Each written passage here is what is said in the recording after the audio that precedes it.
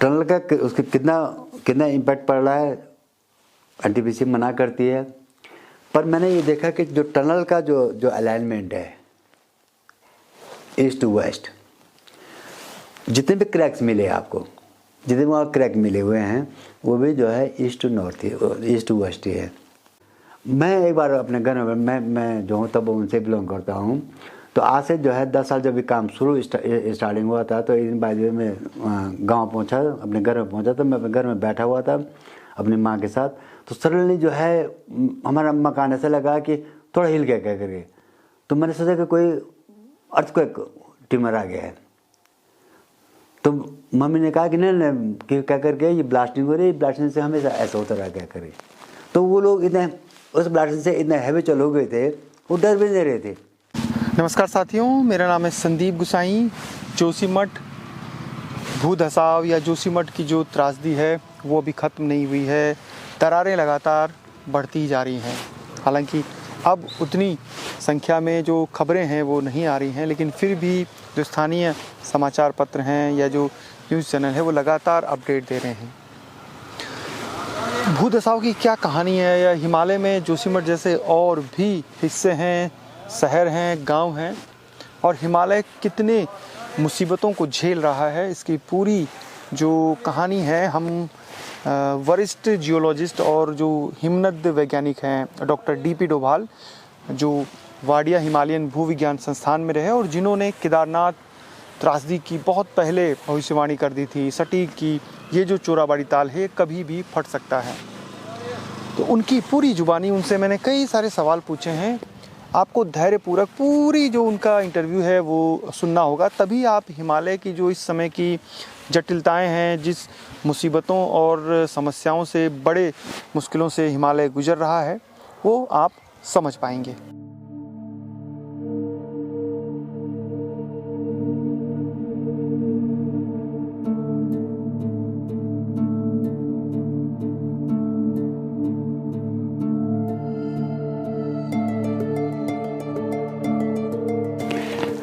देखो, जोशीमठ आता है उच्च हिमालय में। अगर हम हिमालय को देखें, हिमालय को हम lesser Himalaya, higher Himalaya and greater Himalaya की बात करते हैं। 3 हिमालय बोलते हैं, मिडिल हिमालय, लोअर हिमालय हो गया, उससे नीचे शिवालिक हो गया पहले नीचे, फिर जो है लोअर हिमालय हो गया, फिर हायर हिमालय के ऊपर आ जाते हैं। तो जोशीमठ लगभग जो है हायर हिमालय में आ जाता है, क्योंकि जोशीमठ से पहले 10 किलोमीटर पहले, जैसे हमारे हिमालय में 3 फॉल्ट हैं बड़े बड़े, MCT, MBT, SKT, तो वहाँ से MCT क्रॉस करती है हेलंग से, और जो जोशीमठ के वेस्ट में है, इसके ईस्ट की तरफ जाते हैं तो उसको एक तपोवन फॉल्ट बोलते हैं या पिंडारी फॉल्ट बोलते हैं, जो एक ब्रंश होते हैं रॉक्स में, जो रॉक्स को डिप्रेशन करते हैं और एक बार टोपोग्राफी थोड़ी चेंज हो जाती है, रॉक फॉर्मेशन वगैरह। इसके नॉर्थ में जो है आपका कंप्लीट माउंटेन चेंज है। आपका जो है बद्रीनाथ सामने पड़ता है, हाथी पर्वत सामने है, आगे से सतोबंद ग्लेशियर है नॉर्थ में, और वैली ऑफ फ्लावर भी जो इसके नॉर्थ में, जोशीमठ के नॉर्थ में पड़ता है। तो अगर मैं इसकी टोपोग्राफी की बात कर रहा हूँ तो ये एक जो है जोशीमठ एक्चुअली क्या है, एक स्लोप एरिया में बसा पड़ा हुआ है, और ये एकदम से हार्ड रॉक बेस नहीं है, क्योंकि सदियों साल पहले, आज से 20,000 साल या 30-35,000 साल पहले वहाँ पर ग्लेशियर का वो रहा होगा। जैसे आपको अभी देखते हैं कि ओली में जो है अच्छी बर्फ़ गिरती है, एक वर्ष में अच्छी बर्फ़ गिरती है, तो वहाँ ग्लेशियर तो रहे नहीं, बट ये रहा होगा कि क्योंकि अगर हम देखें तो पहले पृथ्वी में बहुत सारे हिमालय में जो है कम, आज से जो है ज़्यादा बर्फ़ था। आज तो 10% हमारे पास हम इसको मानते हैं, तो उससे पहले जो है और 30% हम इसको स्नो कवर मानते हैं, क्योंकि विंटर में 30% बढ़ जाता है। तो उससे पहले अगर उसको आज के मानव में लगाया जाए तो उसमें पहले भी रहा होगा। तो ग्लेशियर एक जो है एक लूज मेटेरियल में बैठा हुआ है। गेंसर हमारे जगह एक जियोलॉजी से, जिन्होंने वहाँ की जियोलॉजी की, उन्होंने 1883 या इसमें वहाँ पर उन्होंने सर्वे किया था। तो उन्होंने ये कहा कि जोशीमठ जो है दो फॉल्ट के बीच हेलंग जो है आपका MCT के बाद जो आता है, वो एक लूज मेटल बैठा हुआ है। उन्होंने उसको जो लैंडस्लाइड कभी बोला कि पुराना पहले लैंडस्लाइड हो सकता है क्या करके, तो मैं मानता हूँ कि ये पहले ग्लेशियर डिपोजिट रहा है। ग्लेशियर द्वारा जो मलबा लाया गया है उसको डंप किया गया वहाँ पर, वो डंप है स्लोप पर। तो धीरे धीरे जब उसमें और एक्टिविटी होने लगी, कई हिमालय पता है, आपको मालूम है, जानते हैं कि हिमालय जो है यंगेस्ट माउंटेन चेन है, उसमें कई सारे न्यूट्रॉनिक एक्टिविटी होती रहती है। लूज मेटल होने से जो अपना आप में जो है हमेशा मोबाइल जोन में रहा होगा, तो कई लैंडस्लाइड उसमें आई जो उन्होंने नीचे बृहस्पतियाग में नीचे उन्होंने नोट किया। तो उन्होंने उसको बोला ये एक पहले लैंडस्लाइड जोन है कह करके, डेब्री कवर है कह करके, पूरा डेब्री में बैठा हुआ कह करके। और जो आगे जोशीमठ है, जोशीमठ ठीक ऊपर जो है आपका ओली, जो एक स्नो स्पोर्ट्स के लिए बहुत अच्छा है, ओली गोरसो है। तो जोशीमठ अपने आप में एक बहुत बड़ा हिस्टोरिकली, जियोलॉजिकली, स्ट्रक्चरली बहुत इम्पोर्टेंट है। तो जियोलॉजिकली मैंने आपको बताया कि वो एक फ्रेजाइल जोन में है, हायर हिमालय में आता है। और जो जोशीमठ बैठा हुआ है वो आपका एक डेब्री कवर में बैठा हुआ है। इसको हम कभी कभी मोरेनिक डिपोजिट बोलते हैं कि ग्लेशियर द्वारा जो मेटेरियल लाया गया उसमें बैठा हुआ है। तो ये है। लेकिन मैं समझता हूँ कि जो मैं अपना देखा, क्योंकि हम ग्लेशियर की बात करते हैं और वहाँ के टोपोग्राफी की बात करती है, वहाँ की जो मॉर्फोलॉजी की बात करते हैं, तो जो भी हमारे पहाड़ों में, हिमालय में, चाहे वो कोई भी पहाड़, हिमालय कोई पहाड़ हो, चाहे वो जम्मू कश्मीर है, चाहे वो हिमाचल है, चाहे उत्तराखंड है, आपके नॉर्थ ईस्ट के हिमालय है, तो 5000 के ऊपर, ये 5000 जो है थोड़ा अप डाउन भी हो सकता है, क्योंकि हम हिमालय जो है बहुत बड़ा है, हमारे पास लैटिट्यूड एंड एल्टीट्यूड डिफरेंस बहुत ज़्यादा है। क्योंकि हिमालय का देखा जाए तो 26 डिग्री से लेकर 36 डिग्री लैटिट्यूड तक फैला हुआ है। तो और एल्टीट्यूड, इस पर एल्टीट्यूड वेरिएशन भी है, तो थोड़ा वेरिएशन हो सकता है। तो अगर ऑन एवरेज में लगाऊँ तो 5000 फीट के ऊपर, 5000 फुट के ऊपर जो भी एरिया है हमारे हैं, मैं सिर्फ उत्तराखंड की बात करूँगा अभी, जो भी एरिया हमारे हैं वो लगभग सब लूज मेटल बैठे हुए हैं। जो हमारे गांव बसे हुए हैं, जो छोटे छोटे टाउन हैं, उस जैसे मैं आपको एग्जांपल दूंगा, जैसे जोशीमठ की तरफ जो है आपका मुंशियारी में ये आपका ये मंदाकिनी वैली में आ जाओ तो वहाँ भी है आपका रामबाड़ा, फाटा वगैरह ये सब वही पड़ता है। इधर आ जाओ टिहरी में आ जाओ तो आपका गंगोत्री का हर चिल्ले वाला एरिया पूरा उसमें पड़ता है। इवन बटवाड़ी वाला भी ऊपर का हर एरिया उसी में आता है। तो लब्बोल वाल लेकर ले रहा था एक जनरल, अगर इसमें देखें तो 5000 फीट से ऊपर जो भी है ये सब ग्लेशियर मेटेरियल में बैठे हुए हैं। और वो लूज मेटेरियल होता है। जहाँ स्लोप ज़्यादा है वहाँ पर मूवमेंट ज़्यादा हो जाता है, जहाँ स्लोप कम है तो वो लैंड थोड़ा स्थिर है। तो जोशीमठ में स्लोप जो है थोड़ा ज़्यादा है, स्लोप ही ज़्यादा है, जो आपको जो है 10 डिग्री से लेकर के 45 डिग्री तक पहुँच जाता है। और वो स्लोप जो है पूरा डिस्ट्रीब्यूटेड है आपका, कहीं पर ज़्यादा स्लोप है कहीं कम से, तो अनइवन सरफेस है। अगर मैं आऊँगा जोशीमठ में, जोशीमठ जो है आपका जो है ना पूरा डेब्री पर पड़ा हुआ, बड़े बड़े बोल्डर वहाँ है। तो आप ये बोल सकते कि अगर आप इसको थोड़ा नाम भी दे सकते कि Joshimath is the town of boulders. इतने बोल्डर है, वो बोल्डर जो है सिर्फ ग्लेशियर ला सकता है। ये आपके रिवर द्वारा नहीं ले जाते हैं या वो कहें ये लैंडस्लाइड से भी नहीं आ सकते हैं, क्योंकि अगर लैंडस्लाइड होगा तो उसमें रोड हो जाएगा, कहीं दूर गिरेगा। ये तो ऐसा है कि ले करके वहाँ रखे गए हैं एकदम से। तो उसमें डेब्री भी है, बोल्डर भी है और स्लोप भी है। तो ये जोशीमठ आज से नहीं, जोशीमठ में पहले से ही हल्का फुल्का जो चलने लगा था। फिर ये साउथ फेसिंग है और नॉर्थ फेसिंग है। और नॉर्थ फेसिंग एरिया हमेशा जो है सन के उसमें थोड़ा कम होता है, वहाँ पर थोड़ा सीलन टाइप की ज़्यादा होती है, मतलब मॉइस्चर ज़्यादा होता है उसमें, वहाँ धूप न होने से। तो ये जो है नॉर्थ फेसिंग है। आप अपने आप में नॉर्थ की तरफ इसका एस्पेक्ट है उसे। और फिर स्लोप जो है इसका 10 डिग्री से लेकर के आपका 50 डिग्री तक उसमें पड़ता है। तो जोशीमठ में क्रैक्स हो रहे तो मुझे लगता है पहले ही पढ़ते होंगे। मैं आपको एग्जांपल दूंगा 1976 में या 75 में जोशीमठ के मिडिल पोर्शन में जो मेन बाज़ार है, जो आपका जो जहाँ पर पीडब्ल्यूडी जहाँ पर शंकराचार्य जी का टेम्पल है, उसके काफ़ी नीचे लोअर एरियाज में जो है एक लैंडस्लाइड क्रिएट हुआ। तो वो लैंडस्लाइड बहुत दिनों तक रहा वो, और उस लैंडस्लाइड से क्या कि उस लैंडस्लाइड का जो फ्लो था जोशीमठ से लेकर सीधा आपको जो है नीचे विष्णुप्रिया अलकनंदा में उसका मैटर जा रहा था। रास्ते बीच में जो भी मकान थे, कई मकान टूटे, कई लोगों को खतरा हुआ, कई लोगों को वहाँ से उसमें शिफ्ट भी किया गया। तो उसमें एक कमेटी बैठी थी, मिश्रा कमेटी, जिसकी आजकल बहुत चर्चाएँ हो रही है। तो मैं समझता मिश्रा कमेटी बैठी थी, तो मैं समझता हूँ कि इसी लैंडस्लाइड के बाद जो है इसकी जोशीमठ की फिजिबिलिटी दे करके, जोशीमठ की टोपोग्राफिकल कंडीशन दे करके गवर्नमेंट ने मिश्रा कमेटी बैठाई कि इसका क्या हल है, क्या करके, इसके क्या कारण है और क्या हम कर सकते हैं क्या करके। तो मिश्रा कमेटी जो बैठी थी उसमें जो है 8-10 लोग भी उसमें टीम थी, साइंटिस्ट भी उसमें थे, लोकल लोग भी उसमें थे, बहुत सारे थे। तो मिश्रा कमेटी ने जो है भी यही बोला, उनका जो पॉइंट थे कि भैया ये है कि जोशीमठ जो है एक फ्रिजाइल एरिया में है, जोशीमठ एक जो है लूज मटेरियल बैठा हुआ है। तो हमें जो करना चाहिए, सबसे पहले हमें उन्होंने अपनी रिपोर्ट में साफ लिखा हुआ है कि हमें जो है बोर्डर वहाँ से हटाना नहीं है।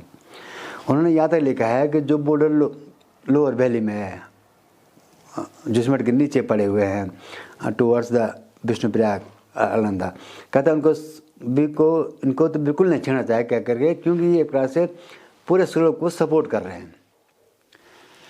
फिर उन्होंने ये भी कहा था क्या करके कि आप जो है यहाँ पर जो भी न्यू कंस्ट्रक्शन हो, पहले तो इसमें ज़्यादा कंस्ट्रक्शन नहीं होना चाहिए, और कोई न्यू कंस्ट्रक्शन हो, छोटे छोटे मकान बनने चाहिए, छोटे छोटे कंस्ट्रक्शन होने चाहिए, पर उसकी भी पहले पूरी आपकी टोपोग्राफी मैपिंग होनी चाहिए कि उसका एरिया कैसा है, स्लोप कैसा है, क्या कोई अगल बगल कोई बड़े बोल्डर, तो मतलब दे करके प्रॉपर सर्वे करके ही आप बनाया जाए। तो आज से 50 साल पहले ये बोला गया था कि जोशीमठ ऐसा हो सकता क्या करके, जोशीमठ की स्थिति ये है क्या करके, लेकिन उसके बावजूद भी जो है चलता रहा है। तो जो जोशीमठ में जो अभी हुआ 76 के बाद, मैं समझ 76 के 1976 के बाद जो है जो भी लैंडस्लाइड तो अभी थम गया, वो लैंडस्लाइड स्टेबल हो गया था, पर जोशीमठ के अंदर जो है प्रक्रिया होती रहती है, क्योंकि जोशीमठ का सबसे बड़ा सोर्स क्या है कि वो एक फ्रिजाइल मटेरियल बैठा हुआ है, और उसके ऊपर आपके 10,000 फीट पर 12,000 फीट पर जो है विंटर स्नोफॉल आपकी बहुत ज़्यादा होती है। वो एक हमारा एल्पाइन एरिया आ जाता है, स्नो कवर एरिया आ जाता है।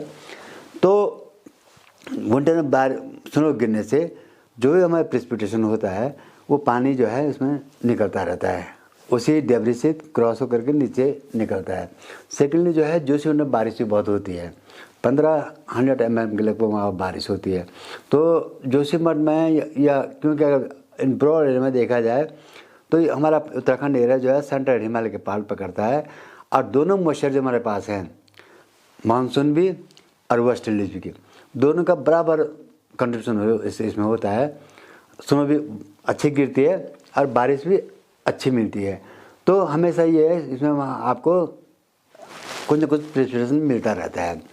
तो इसीलिए जो मैं इसीलिए ये बात कर रहा हूँ कि 5,000 फीट से ऊपर जो भी हमारे हुए हैं, जो फ्रिजाइल जोन में है, उनमें ये कंडीशन सब में है। डिफरेंस ये है कि जहाँ स्लोप ज़्यादा है या जहाँ मेटेरियल ज़्यादा लूज है, वहाँ पर ये आपदाएँ हैं या जो आपका जो उथल पुथल वहाँ पर हो रही है वो ज़्यादा है, और जो comparison to other places also, कि जहाँ स्लोप कम है या थोड़ा फ्लैट एरिया है, कॉम्पैक्टनेस बढ़ गई है, अच्छा वेजिटेशन है, जहाँ पर वेजिटेशन का बड़ा रोल होता है उसमें, तो वो एरिया बचे हुए हैं। तो तब से ये है 76 के बाद जोशीमठ जो है अपना हल्का फुल्का अपना दिखाता रहता था, कभी क्रैक्स पुराने पड़ते रहते थे। और सबसे बड़ी बात क्या हुई कि जो हमने ये चीज़ें सब इग्नोर कर दी कि ठीक है हो चल रहा है क्या करके। अनप्लान जो है वहाँ पर हमने इंफ्रास्ट्रक्चर क्रिएट कर दिए। वहाँ पर पॉपुलेशन जो है इतनी ज़्यादा बढ़ गई है कि मतलब जो आज से 50 साल और आज के देखें तो ऑलमोस्ट डबल हो चुकी है। वही आपका आज जो है जो मकाने बन गए हैं, जो शहर बसा हुआ है वो मरड़ से लेकर के ओली पहुँच गया है, जबकि पहले जो है सिर्फ मिडिल पार्ट में था। तो ये चीज़ें हमने की है। दूसरा सिस्टम क्या होगा जोशीमठ में, जब मतलब अनप्लान्ड ये चीज़ें सब होने लगी, तो ड्रेनेज सिस्टम को हमारा एकदम से फेलियर हो गया। वहाँ पर नाली में क्या है, पानी कहाँ जा रहा है, वो कहाँ, सीवर लाइन वहाँ पर नहीं है, आप इतना पानी यूज़ कर रहे हैं। डे बाई डे जो आपकी पॉल्यूशन बढ़ती है तो पानी की भी मात्रा बढ़ती रहती है। तो वो पानी कहाँ अंदर ज़मीन में कहाँ जा रहा है, इसको हमने कभी न समझने की कोशिश की या न समझी। लेकिन वो अपना आप में ही नीचे अपना कहीं ना कहीं जमा होने लग गया। कोई एक्वाफर नीचे बनता रहा होगा, जो जोशीमठ में पानी कभी जो आपका ड्रिंकिंग वाटर आपको जो है रेन वाटर और स्नो वाटर के प्रेसिपिटेशन से आपको ग्राउंड वाटर से मिलता है, वही जो पहाड़ों से आता है, जो फॉरेस्ट से आता है, वो वही पानी हम लोग पीते हैं। तो उसका कुछ पोर्शन जो है जोशीमठ के अंदर कहीं ना कहीं भरता रह गया वो। तीसरी चीज़ मैं आऊँगा कि हमारे इस जो जोशीमठ है, आपके ईस्ट में भी आपका जो है, वेस्ट में भी आपका जो है एमसीटी फॉल्ट है, इधर भी जो है आपका जो है तपोवन फॉल्ट बोलो या पनकेश्वर फॉल्ट बोलते हैं या इसको पिंडारी फॉल्ट भी बोलते हैं, इसके बीच ऐसा बैठा हुआ है। और सबसे प्रॉब्लम बात क्या है कि आपके दो रीज हैं ये, एक आपका जो परसारी वाला ओले वाला जो है ईस्टर्न साइड जो रीज आती है, और इधर वेस्ट से जो है आपका ये आपका बोल सकते हैं क्या रीज बोल सकते हैं आप उसको, सिंगार रीज बोल सकते हैं। तो उस रीज के पास ऐसा बैठा हुआ है। अगर आप नीचे कभी बृहस्पतिवार से देखो, उसका जो टो है, जो उसका टर्मिनल पोजिशन है, आधा जोशीमठ जो है ईस्ट और वेस्ट दोनों साइड जो है हार्ड रॉक पर है, वहाँ पर जो है काफ़ी नीचे ठीक है। जो बीच वाला पोर्शन है उसमें आपको अगर नीचे जाओ तो कई लैंडस्लाइड वहाँ पर शुरू हो गए हैं। जो मूवमेंट हो जो बरसा रहा है, नीचे रिवर टो कटिंग कर रही है, रॉक को तो काट नहीं सकती है, उसमें केवल आपको पॉलिशिंग ग्रूविंग आपको सब उसमें मिलता है। बीच वाला पोर्शन जो है वो उसको ज़रा टो कटिंग हो रही है। टो कटिंग होने से जो है ऊपर के जो ऊपर से आपका लोड है, नीचे आपको टो कटिंग हो रही है, तो उससे आपको प्रेशर ज़्यादा पड़ा तो मूवमेंट ज़्यादा होने लग गया, क्रैक्स पड़ने ज़्यादा हो गए, जो इस बार जोशीमठ में हुआ। सबसे बड़ी चीज़ जो है जोशीमठ क्या इस बार जो देखने में मिला, सडनली कोई मेरे ख्याल से मुझे लगता है कोई एक्वाफर रस्ट हो गया और उससे पानी इतना निकला कि जो इसने प्रेशर, पानी का प्रेशर इतना कि नीचे मरवाड़ी में जो है, ठीक मरवाड़ी के ऊपर जो है जेपी की कॉलोनी, वहाँ से खुल गया। खुलने से क्या हुआ कि पहले वहाँ पर जो है 500 लीटर पर मिनट पानी निकल रहा था, और वो पानी ऐसा था कि कोई क्लीन वाटर नहीं था, वो पानी ऐसा था कि मडी वाटर था, एकदम से मडी, मतलब इसमें ज़्यादा बड़े उसमें पत्थर भी नहीं थे, कंक्रीट भी नहीं थी, मतलब वो कॉबल पे कुछ नहीं थे, ये सैंड पार्ट कर रहे और ये मडी पार्ट है, मतलब उसका मतलब डेंसिटी, पानी की डेंसिटी काफ़ी ज़्यादा थी। तो वो पानी इससे लगता है कि जोशीमठ के अंदर कहीं ना कहीं कुछ हुआ है, कुछ एक्टिविटी हुई है, जैसे एक्वाफर का फटना या उसका पानी निकलना, तो उससे जो है उसने अंदर से काफ़ी इरोजन कर दिया है। जैसे दसाव सब्सिडेंस के भी बहुत सारे जगह देखी गई। तीसरी चीज़ जो हमने नोट की, जब मैं फिर वहाँ पर जोशीमठ में गया, मैं थोड़ा जॉलजिकल उस पर आऊँगा, क्योंकि जोशीमठ में जो है 2 टनलें उसके अगल बगल करती हैं। जैसे एक जो है लामबगढ़ से जो है जेपी का हाइड्रो प्रोजेक्ट है, और इधर से जो है अगर आप इसके ओली के नीचे आए, जोशीमठ के नीचे से आपकी एनटीपीसी की टनल जा रही है।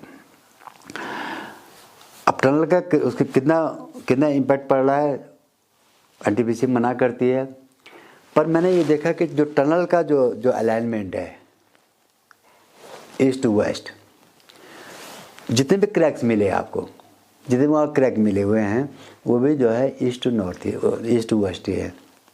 क्रैक्स आपके वर्टिकल नहीं है, मैंने vertical mean south to north नहीं है, वो ज़्यादा ईस्ट टू वेस्ट है। तो और जो आपका इसकी डायरेक्शन है, आपका जो एमसीटी है, तो उसका भी लगभग जो है वहाँ पर से क्रॉस करता है, तो थोड़ा सा वो मुझे लगता है कि नॉर्थ वेस्ट नॉर्थ ईस्ट के ऐसे उसका अलाइनमेंट है। तो ये थोड़ा सा समझने वाली बात ये है कि ये क्यों हो रहा क्या करके।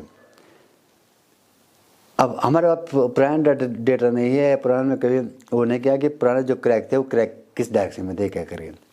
पर लेकिन जो भी क्रैक्स हमने देखे right from Marwari to Sunil, तो हमें सब क्रैक्स जो है ईस्ट टू वेस्ट दिखे, जो कि उसके अलाइनमेंट में काम करता है। फिर क्या है कि हिमालय जो है सेस्मिक जोन में आता है, 4-5 सेस्मिक जोन आते हैं।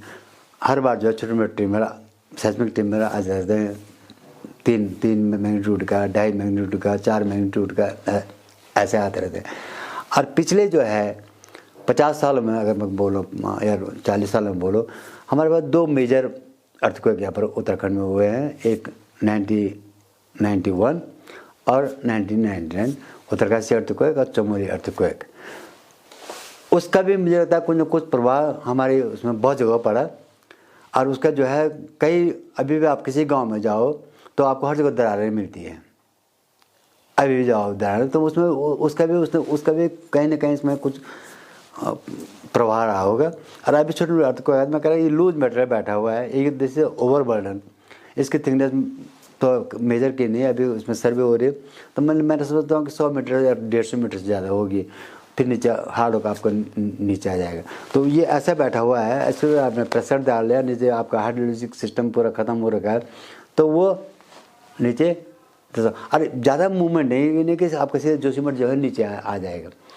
उसमें क्रैक्स पड़ रहे हैं, स्टेप वाइज क्रैक पड़ रहे हैं। जहाँ ब्रेकिंग स्लोप आ जाता है, जहाँ स्लोप में डिफरेंसेस आते हैं, वहाँ पर जहाँ जो फ्लैट एरिया है वहाँ पर स्लोप क्रैक्स कम है, जहाँ स्लोप ज़्यादा है वहाँ पर क्रैक ज़्यादा है।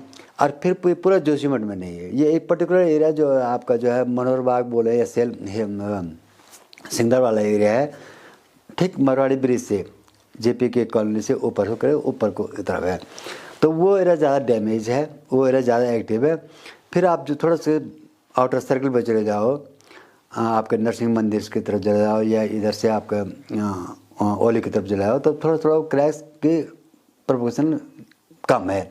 फिर थोड़ा आगे चले जाओ रिज की तरफ, वो कम है, पर इवन क्रैक्स आपको पूरे जोशनल मिल रहे हैं। पर मैक्सिमम जो है सेंसिटिव जोन है, जो अभी आज की डेट में मैं देखूँ, जो हमने अब ऑब्जर्व किया, तो वो हमें ज़्यादा वहाँ पर लगा सिंगदार वाला एरिया, जिसको मनोहर बाग वाड़ी बोलते हैं, पर सिंगदार वाला एरिया है। और उसका अलाइनमेंट जहाँ से वो पानी बाहर निकला है वो उसी अलाइनमेंट में है। देखो मैंने पहले भी आपसे बोला था कि जो हमारे क्रैक्स हमें दिखाई दी, जो इसमें सब्सटेंस दिखाई दिया, वो अलोंग द जो इसका अलाइनमेंट है टनल का, उसी अलाइनमेंट में आ रहा है। तो अब इसका कितना प्रभाव है ये तो आपको स्टडी से पता चलेगा, क्योंकि उसको वहाँ की पूरी जियोलॉजी करनी पड़ेगी। आपको जो है सेस्मिक वो ऑब्जर्वेटरी भी लगानी पड़ेगी वहाँ पर कि कितने पर डे कितने हैं, कितने टेम्पर आते हैं, या उसमें कितने से कभी कभी क्या होता है कि छोटे छोटे जो हमारे 1 के 2 मैग्नीट्यूड के होते हैं, वो आप आस पास के जो है जो भी डिस्टर्बेंस होती है उससे भी आ जाती है। तो टनल जो है तो जोशीमठ से ऊपर से जा रही है, करीब करीब मुझे लगता है कि जोशीमठ सुनील के नीचे ऐसा ही, वो तो ऑली बता रहे हैं, पर अगर आप तो वो उनका अलाइनमेंट लेकर हेलन का अलाइनमेंट लो तो वो उसी में आता है, सुनील के नीचे से ऐसे ही आता है। तो कुछ न कोई इसको आप एकदम से इग्नोर भी नहीं कर सकते कि टनल से कुछ नहीं हुआ कह करके, क्योंकि वो क्लेम करते हैं कि हम टनल बोरिंग मशीन से काम कर रहे हैं क्या करें। तो वो तो हेलिंग से शुरू हो रहा है, लेकिन जो दूसरा फर्स्ट एंड है, जहाँ स्टार्टिंग पॉइंट है तपोवन गांव से, तपोवन से, वहाँ से तो पूरा ब्लास्ट से हुआ है। आज तक जितनी टनल वहाँ पर बनी है, जितना भी वहाँ बना हुआ पूरे ब्लास्ट से किया गया। अब ये कहते हैं उसके ब्लास्टिंग के भी डायनेमाइट के भी अपने नॉर्म्स होते हैं, लेकिन वो कितना यूज कर रहे हैं वो एक देखने वाली बात है। और इसका प्रभाव वहाँ के गांव में साफ दिखाई देता है। तब उन गांव लगा हुआ है, दो चार छोटे गांव है, उन गांव के आज बहुत बुरे हाल हैं, क्रैक्स पड़े हुए हैं। किसके बारे लोगों ने जो है अपना छोटे मोटे जो उनके पास रहा अपना थोड़ा सा उसको ट्रीटमेंट कर रखा है। मैं एक बार अपने घर में मैं जो हूँ तब उनसे बिलोंग करता हूँ, तो आज से जो है 10 साल जब भी काम शुरू स्टार्टिंग हुआ था, तो एक दिन बाद में गांव पहुंचा, अपने घर में पहुंचा, तो मैं अपने घर में बैठा हुआ था अपनी माँ के साथ। तो सडनली जो है हमारा मकान ऐसा लगा कि थोड़ा हिल गया क्या करके। तो मैंने सोचा कि कोई अर्थक्वेक ट्यूमर आ गया है। तो मम्मी ने कहा कि नहीं कि क्या करके ये ब्लास्टिंग हो रही है, ब्लास्टिंग से हमेशा ऐसा होता रहा क्या करे। तो वो लोग इतने उस ब्लास्टिंग से इतने हैबिचुअल हो गए थे, वो डर भी नहीं रहे थे। तो उन्होंने कहा कि हम क्या करेंगे, यहाँ बैठे हुए हैं, ये हो रहा है, तो कह रहे अर्थक्वेक आ रहा है। मैं कह रहा हूँ कि ब्लास्टिंग से हो रहा है क्या करिए। कहते रात को ज़्यादा होता है, क्यों रात को ज़्यादा ब्लास्ट करते हैं, दिन में नहीं करते हैं। अब बात सही थी। तो ये इस चीज़ को मैं भी इग्नोर नहीं करूँगा कि इसका कोई प्रभाव नहीं करे, पर लेकिन हमें अपना डेवलपमेंट चाहिए, हमें इसकी ज़रूरत भी है। लेकिन उसका इम्पैक्ट क्या है कि उसने हो सकता है थोड़ा इसको एक्सक्लेट कर दिया है। तो अब जहाँ तक मैं आपने रोड की बात की, तो जहाँ से नीचे रोड जा रही है वो हार्ड रॉक पर है, उसका जो उसमें कोई प्रभाव नहीं पड़ रहा। अभी तो रोड का काम शुरू नहीं हुआ, थोड़ा का काम हुआ, तो बिल्कुल हार्ड रॉक पर है वो तो नीचे अलकनंदा के बेस पर है। उसको मरवाड़ी के पास मिल रहा है, जो जोशीमठ का वेस्ट वाला रिज को क्रॉस करेगा। तो वहाँ मुझे लगता नहीं कि रोड का उसमें ज़्यादा पर्टिकुलरली जोशीमठ वाले एरिया में, हेलंग वाले एरिया में, क्योंकि जो बाईपास बन रहा है, जो 4 लेन बन रही है, वो बिल्कुल हार्ड रॉक पर है। तो उसका तो मुझे लगता नहीं कि इतना प्रभाव पड़ सकता है, क्योंकि उस प्रभाव क्या पड़ता है, जान लूज मटेरियल होता है वो हिल जाता है। पर जो टनल वाली बात है कि वो लोग कितना वो कर रहे हैं, तो इसका क्योंकि ज़्यादा आपका जो है, मैंने कहा 70 में एक लैंडस्लाइड आया था, 70 में लोग इसकी पूरी सर्वे हुई थी, उसमें बोला गया था आपका जो है पॉपुलेशन बढ़ती गई, आपका इंफ्रास्ट्रक्चर बढ़ता गया, आपका हाइपोजेटिक जो कॉलोनियाँ बननी शुरू हुई वो हुआ और क्रैक बनने शुरू हो गए। जब आपका टनल का काम चला तो तब से भी लोगों ने ज़्यादा ऑब्जर्व किए, उन लोगों ने महसूस किया खेतों में हल्के क्रैक पड़ने शुरू हो गए थे। और मैंने तो अभी किसी I am not sure, I confirm कि उसके डस्ट से जो डस्ट से जो बाहर हुआ है, जो एक पॉल्यूशन जो है को पॉल्यूशन जो ख़राब हो रहा है, उसका डायरेक्ट इफेक्ट जो है वहाँ की खेती में पड़ रही है, कृषि में पड़ रही है। कहते हैं कि कई बार तो जो है कई खेत जो है बंजर हो गए हैं। आप जो एक जहाँ पर वहाँ पर ज़्यादा आलू हो गए या छोटी मोटी कृषि जो होती है, उसमें प्रोडक्शन में जो काफ़ी अंतर पड़ रहा है क्या करिए। तो इस बार से वो एरिया पॉल्यूटेड भी बहुत हो गया है, आपकी इतनी मशीनरी काम कर रही है, पहली है ये वो है, तो उसका भी रिपोर्ट किया गया। अब मैं नेक्स्ट टाइम जाऊँगा तो मैं थोड़ा सा करूँगा अध्ययन, क्या है इसका कितना प्रभाव है। ये बात मैंने इसका पहली बार सुनी वहाँ पर लोगों से, लोकल लोगों से, कि ऐसे ऐसे भी हो रहा क्या करिए। तो इन सब चीज़ को देख करके मैं इसको हम एकदम क्लीन चिट नहीं दे सकते हम इसको। देखो धौली गंगा तो आपकी नीति से आती है, वही बॉर्डर है, और अलकनंदा जो है सरस्वती नदी और सतोपन ग्लेशियर से आती है। अगर उस बेसिन में ग्लेशियर देखो तो अलकनंदा बेसिन में जो है लगभग 450 ग्लेशियर है। हमारे उत्तराखंड में लगभग जो है 900 950 ग्लेशियर है, और उसमें से सबसे ज़्यादा ग्लेशियर जो है अलकनंदा बेसिन में है। तो अलकनंदा बेसिन में जो है, जैसे हम बोलते हैं 4 प्रयाग हैं कह करके, तो 4 बड़ी नदियाँ हैं आपकी। धौली और अलकनंदा मिलती है विष्णु प्रयाग में, फिर आप आते हैं नंद प्रयाग, वहाँ नंदाकिनी मिलती है, फिर आते हैं रुद्रप्रयाग में मंदाकिनी मिलती है, फिर आता है आप देवप्रयाग में, तो आपको वहाँ पर भागीरथी मिलती है। और ये चारों मतलब लगाओ, हाँ कंडप्रयाग में पिंडर, हाँ कंडप्रयाग में पिंडर हो गया, कंड मतलब नंदप्रयाग में नंदा गोगरी होगी, नंदा होगी, और कंडप्रयाग में जो है पिंडर होगी। तो ये पिंडर में पूरा ग्लेशियर एरिया है, पूरा ग्लेशियर। और ये सब रिवर जो हैं, जितने भी रिवर हैं, सब ग्लेशियर से उत्पन्न वाले रिवर हैं। अगर भागीरथी देखो तो वो गंगोत्री से, अलकनंदा देखो तो वो सॉरी ये पिंडारी देखो, पहले ये मंदाकिनी देखो चोराबाड़ी से, पिंडर देखो तो पिंडारी ग्लेशियर से हैं, नंदा देखो क्या वो नंद प्रयाग वाली तो नंदा घुंघुटी से, आपका जो है विष्णुप्रयाग अलकनंदा देखो तो सतोपन से, धौली गंगा देखो तो धौली गंगा आपका जो है आगे कामेट से, और उसके एक रिवर है ऋषि गंगा जो आपके Nanda Devi north south Nanda Devi glacier है वहाँ से निकलती है। तो इसका ये ग्लेशियर जो है ये तो मतलब उत्तराखंड के लिए एक प्रकार से वरदान है। ये हमारे पास जो है जितने भी रिवर हैं, और सबसे बड़ी चीज़ ये है कि ये रिवर जो है उत्तराखंड के बाउंड्री से बाहर की नहीं है, ये कोई तिब्बत से नहीं आ रही है, ये हमारे यहाँ पर यहीं से उत्पन्न हो रही है, यहीं से, चाहे उसको आप कुमाऊं में चले जाओ, काली गंगा है, मिलम वाला पोर्सन है। तो ये ग्लेशियर जो हमारे इधर ही है, तो हमारा पानी, ये पानी हमारा अपना है, इसमें कोई डिस्प्यूट नहीं है, इंटरनेशनल डिस्प्यूट कोई डिस्प्यूट नहीं है इसमें। तो इतना बड़ा हमारे पास वाटर रिसोर्स है हमारे पास इसका, और इतना बड़ा मतलब उत्तराखंड में हमारा बहुत बड़ा ड्रेनेज सिस्टम है उत्तराखंड के पास। 5 तो मैक्सिमम रिवर जो है, मैं कहता हूँ 80% रिवर जो है उत्तराखंड की है वो ग्लेशियर से निकलती हैं, वो ग्लेशियर ओरिजिनेटेड रिवर हैं। तो अब क्या है, अब सेकंड चीज़ आता है कि इन ग्लेशियरों का कहाँ तक जो है इम्पैक्ट पड़ता है, इनके डिपॉजिट कहाँ से मिलते हैं।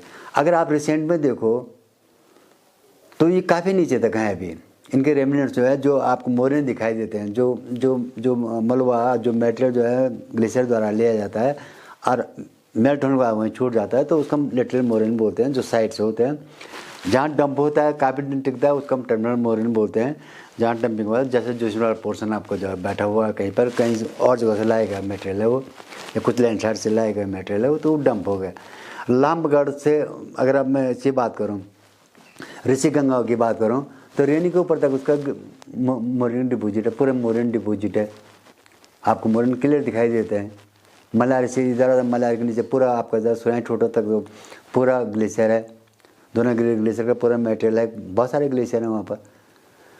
तो इसलिए मैंने आपको एक दिया था कि 5000 फीट जब मैं इसको एक स्केल मानना हो, जो मैं लगाऊँ, तो उसके ऊपर के जो मटेरियल हैं सब आपको ग्लेशियो फ्लूवल दोनों के वर्क से, दोनों के रीजन से ये बने हुए हैं। तो वो हमारा एक प्रकार से हमें ये पर ज़्यादा ध्यान देना चाहिए। हम कोई भी डेवलपमेंट करते हैं, चाहे हम टनल बनाते हैं, हाइड्रो पावर प्रोजेक्ट बनाते हैं, चाहे हम बड़े बड़े टूरिस्ट प्लेस बनाते हैं, चाहे हम रोड बनाते हैं, तो उस समय इन चीज़ों को देखना बहुत ज़रूरी है कि हमारे पास हमारी टोपोग्राफी कैसी है और यहाँ पर इसकी स्थिति कैसी है, और कैसे किस हिसाब से हम इसमें काम करें, कि कितना ये जो हमारे पास मटेरियल है, जो टेरेन है, वो टेरेन की कितनी शक्ति है ओवरबर्डन ढोने की, कितना भार वो सहन कर सकता है, दैट इज़ इम्पॉर्टेंट। एक्चुअल में क्या है कि देखो, अगर स्टीप स्लोप है, हार्ड रॉक है, उसमें भी क्रैक पड़ते रहते हैं पहाड़ों में। तो पहले कोई बारीक क्रैक पड़ा, उसमें पानी जाता है, उसमें फ्रीज थ्रू की प्रोसेस होती है। रात को पानी इसमें जम जाता है, ठंड से जम जाता है, दिन में पानी गया, उसमें बारिश का पानी गया, रात को जो है उसमें फ्रीज होना शुरू हो जाता है, फ्रोजन होना शुरू हो जाता है, तो उसका वॉल्यूम बढ़ जाता है, तो उससे प्रेशर पड़ता है, तो धीरे धीरे उसमें क्रैक डेवलप होने शुरू हो जाते हैं।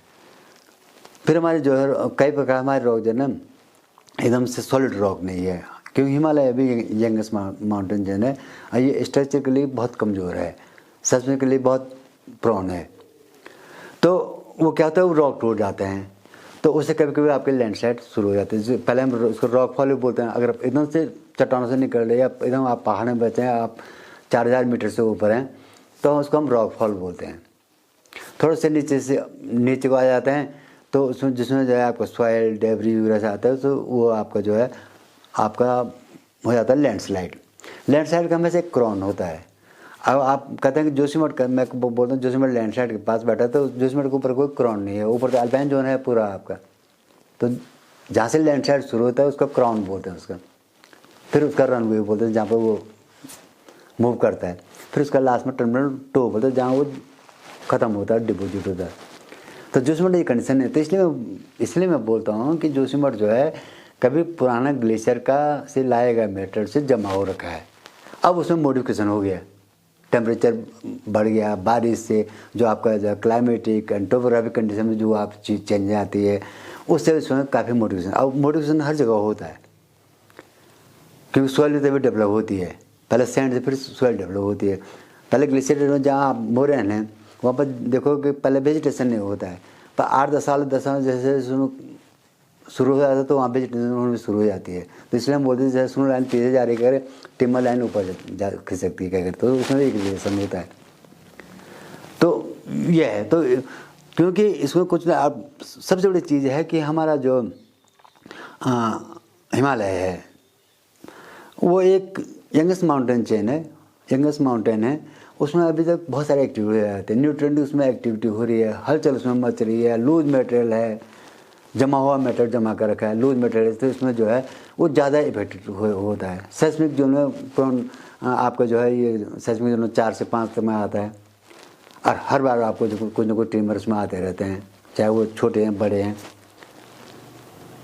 तो इसलिए जो है मैं ये समझता हूँ कि इन एरियाओं को जो है, इन पर ज़्यादा ध्यान दिया जाए डेवलपमेंट के नाम से। अगर हम डेवलपमेंट करना चाहते तो हम वहाँ पर किस प्रकार डेवलपमेंट करें। सबसे पहले हमें टेरेन कंडीशन देखनी है कि जो हमारे पास ये है, ये टेरेन हमारा कितना भार सहन कर सकता है, कितनी पॉपुलेशन सहन कर सकता है, कितने बड़े जो है डैम सहन कर सकता है, जो भी आपका है, जो आपका जा रहे हो, रोड के कितने चौड़े रोड हम इसे बना सकते हैं, कितना इसका ट्रैफिक को इसका बहन कर सकता है, ये चीज़ें बहुत ज़रूरी है। इसीलिए एक्चुअली क्या होता है कि जो जब सर्वे करते हैं जहाँ आप काम करें उसकी करते हैं, मोस्टली यही होता है, पर वो वहाँ होता है जहाँ आपके सॉलिड रॉक मास हैं। ऐसे जगह तो आपको उससे लेकर जो कहीं आप जैसे टनल बना रहे हैं तो उसके कम से कम 10 किलोमीटर 5 किलोमीटर का आपको पूरी सर्वे करनी चाहिए, जो टनल की सर्वे करनी चाहिए, जो हाइड्रोलॉजी की सर्वे करनी चाहिए, जो की सर्वे करनी चाहिए, जियोलॉजी की रॉक सर्वे करनी चाहिए। सबको आजकल तो बहुत अच्छी टेक्निक्स हैं, सबको डेटा के साथ देखो तो आपको पता चलेगा कौन सा जोन वीक है, कौन सा जोन सॉलिड है। ये नहीं कि इसमें साल लग जाएंगे, कोई साल लगने वाली बात नहीं है। अगर आप एक छोटे जैसे जोशीमठ में जैसे जहाँ से आपका टनल तब शुरू हो रहा है, रहीनगर निकल रहा है, तो ये कितना किलोमीटर का एरिया है, 30 किलोमीटर हार्डली। और अगर आप सीधा देखें तो 30 किलोमीटर से कम पड़ता है, 30 किलोमीटर में तो बाई रोड है। अगर मैं रिवर की लंबाई देखूँ तो वो 10 किलोमीटर के लगभग पड़ेगा, कितना स्क्वायर किलोमीटर एरिया होगा। तो उसमें इस सर्वे तो बहुत कर सकते हैं। आजकल तो मतलब इतनी हमारा फैसिलिटी है, रिमोट सेंसिंग का हमारा अच्छे से डेटा है, तो आप तो एक बेस में आपकी जियोलॉजी आप उसमें डाल सकते हैं, आप उसमें हाइड्रोलॉजी कर सकते हैं, आप उसमें जो टेक्निकल जो फिजिकल सर्वे जो है, कुछ फील्ड सर्वे जो है, जो डेटा रिक्वायर मांगता है उसको आप कर सकते हैं।